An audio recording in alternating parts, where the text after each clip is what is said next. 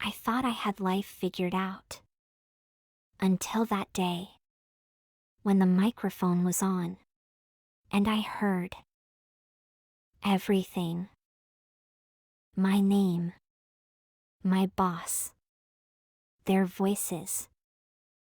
I froze. I couldn't believe what I was hearing. But maybe life had to slap me in the face. Because what came next changed everything. Forever. By the way, my name is Madison. And this is how life taught me about betrayal, injustice, work, and what it really means to grow up and have a really happy life. I remember it like it was today. It was mid-afternoon. 4th week at this job. My head was pounding. My eyes hurt. The other girls? Gone. They had finished their tasks, helping each other, of course, and left early. Me? Left alone with a pile of messy files, unfinished reports, and 0 instructions. Nobody really knew how to organize anything here. And worse, nobody cared. Every time I suggested something, they ignored me.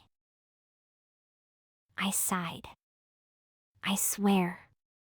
Why am I even doing this? This job sucks. They don't even know how to organize their own files. And they don't even care to follow the suggestions I gave them. Then, I glanced at the picture on my desk. My father. I took a deep breath. Okay. Let's do this. I'm doing it for him. I wasn't born for this. I grew up far from here. In the countryside. On the outskirts of the city. Just me. And my dad. My mom. She left this world when I was born. So, my dad. He became my everything. My father. My hero. He gave me everything. Protected me. Spoiled me. Treated me like a princess. I never had to worry about anything. Not bills. Not responsibilities. Nothing. But as a teenager, I started running. Running away from home. From the silence. From the emptiness. I started living for the next party. For friends. For the attention. Deep down, I was just trying to fill something that always felt empty. After I graduated, I did nothing special. No career. No plans. I didn't need one. My dad handled everything.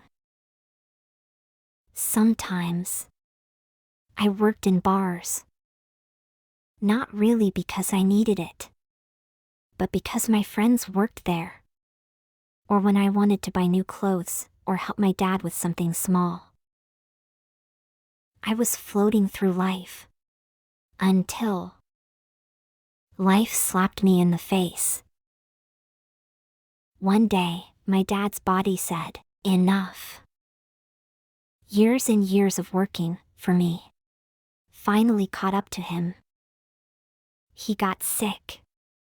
Weak. Couldn't work anymore. And the bills started piling up. And for the first time in my life, I couldn't run. I had no choice. I had to grow up. I had to get a real job. A steady job. For my dad. For his medicines. For everything he had ever done for me. The next day after that horrible night, I almost quit my job. It was 2:30 p.m. I was on my third coffee. My head was pounding. I was exhausted. I had stayed up all night trying to fix the mess in those folders. Everything was chaos. But I did it. I finally submitted the report. Now the office was quiet, slow, and I was like a zombie. The coworker who sat next to me had left her desk, said she was going to the bathroom. Her phone kept ringing, and the sound was driving me insane. Ugh. Let me just stop this thing. I grabbed her phone, hit a button, but I hit the wrong one. Suddenly, the line connected straight to the manager's office. And for some reason, the microphone there was on. I was about to hang up when I heard it. My name. My name. My heart stopped. I froze. And then I heard her. It was my coworker, the one who was in the bathroom. She was there, talking about me. She's always mad. Bossy. Always trying to change how we do things. She said. I felt my blood boil. But then, it got worse. My manager. My boss. The one I trusted and gave me the chance to work there. She replied. Yeah. I'm starting to think. Maybe we should just call back the girl she replaced. My hands started shaking.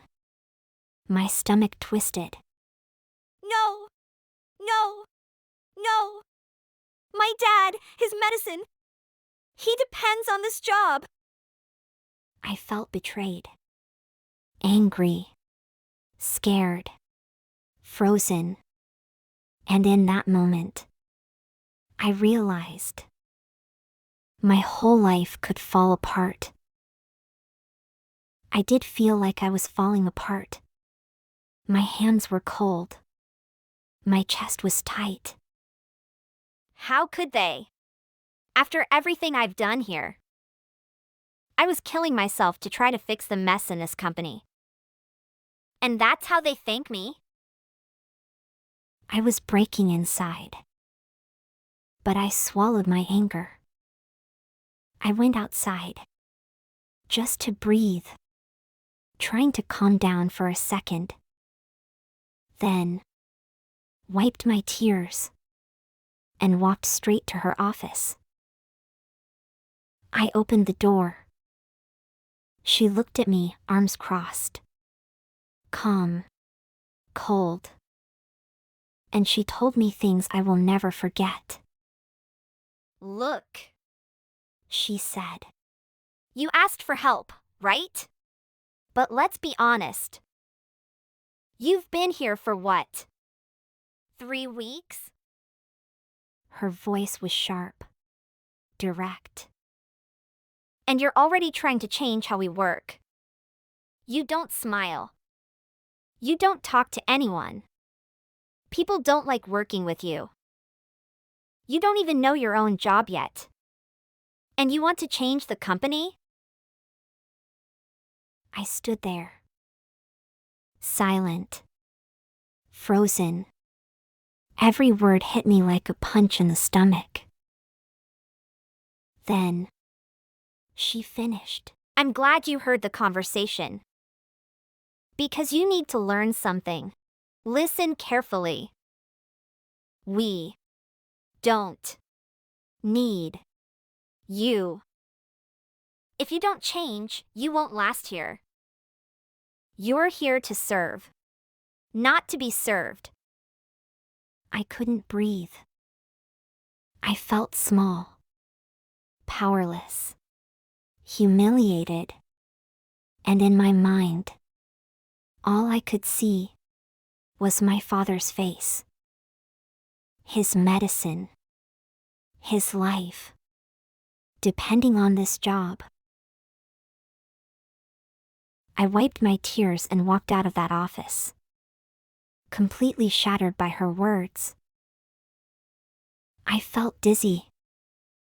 My heart was racing. My hands were shaking. My mouth dry. I couldn't even see where I was going. My mind was just noise. Pure noise. And that's when destiny made me bump into you, Isabel. Right there. Right on that street. You didn't know me, but you saw me. Not just the crying girl, but what was hidden behind it. And you listened. You didn't sugarcoat it.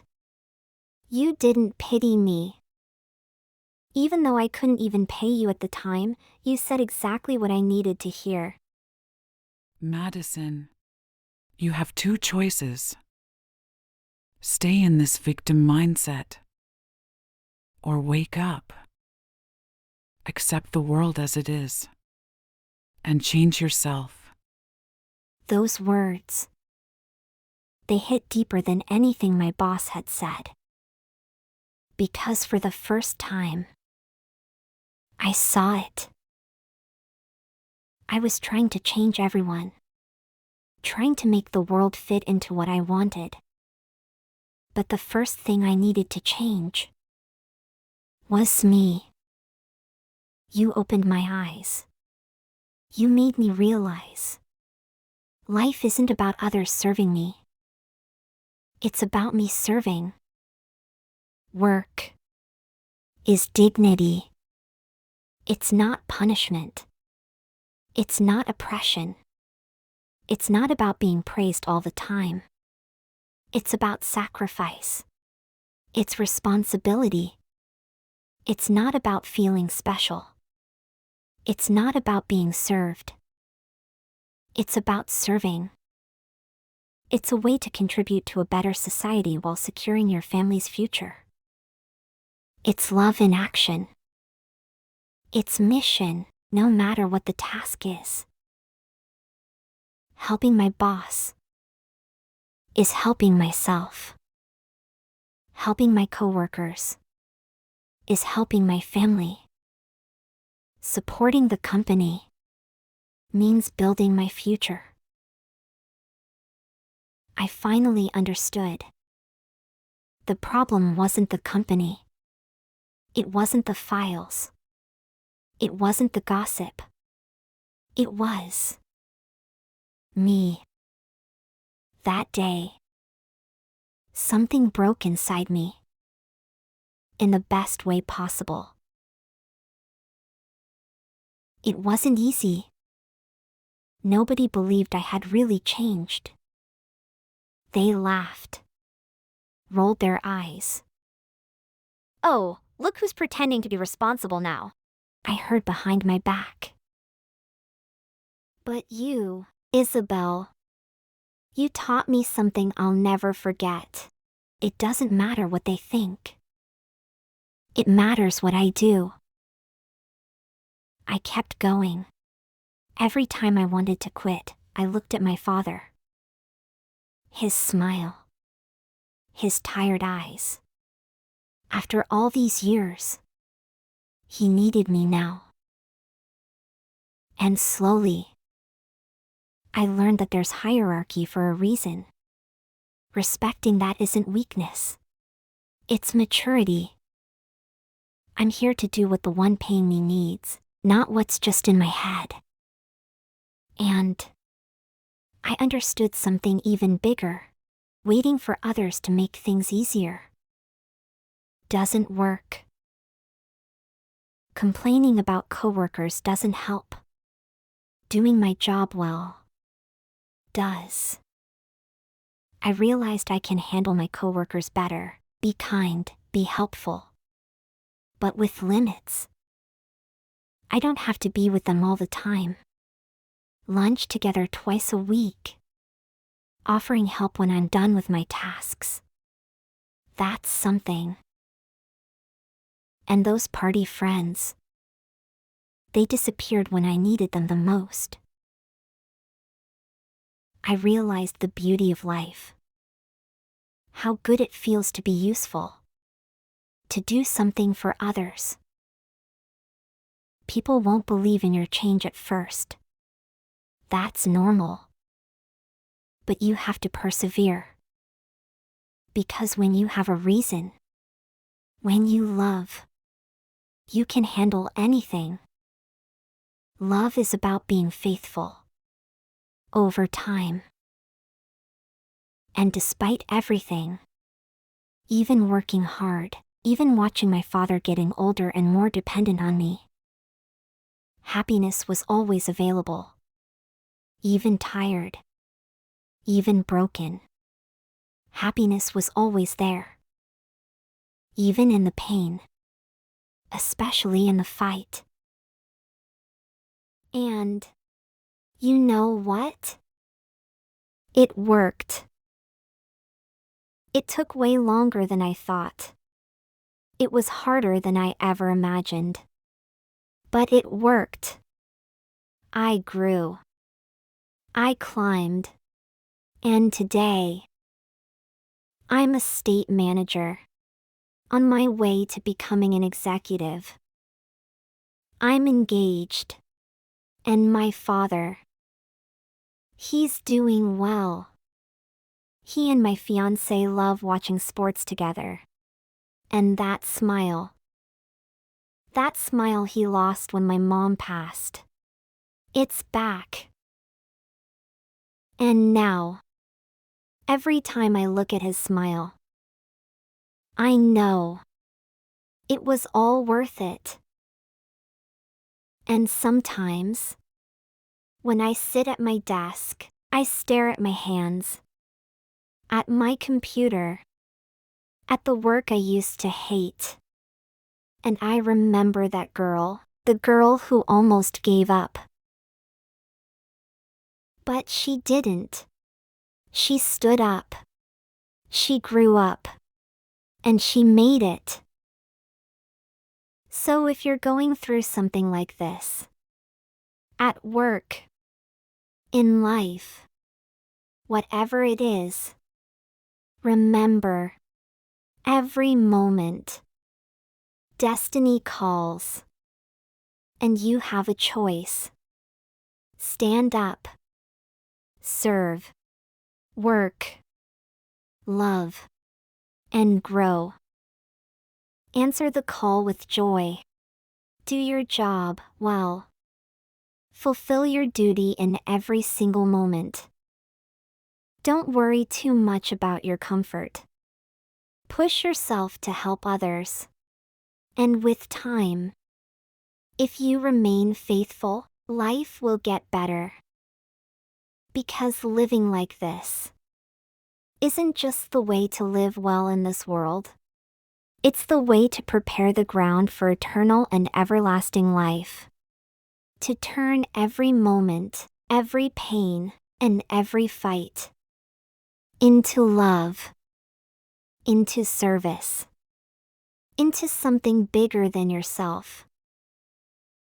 Life will never be easy, but it will always be worth it. Thank you, Madison. I'm so proud that you managed to find meaning in your life. You showed that sometimes life puts obstacles, not to stop us, but to make us grow. You turned pain into strength. You turned frustration into growth. You turned immaturity into love and responsibility. Some people spend their whole lives blaming the world, waiting for things to change. But not you. You learned that when life feels unfair, it's not always about the world. Sometimes, it's about what we need to change in ourselves. And now, I want to ask you, watching this, What would you have done? Would you have quit? Have you ever felt like life slapped you in the face? Just to wake you up? Are you working to change your life? Or just waiting for things to get easier? Do you also believe that dignity comes from serving? From loving? From giving your best, no matter where you are? If this story touched you, share it with a friend who might need to hear this. Please like, subscribe, activate the notification bell so you don't miss new stories. And I'll see you in the next story.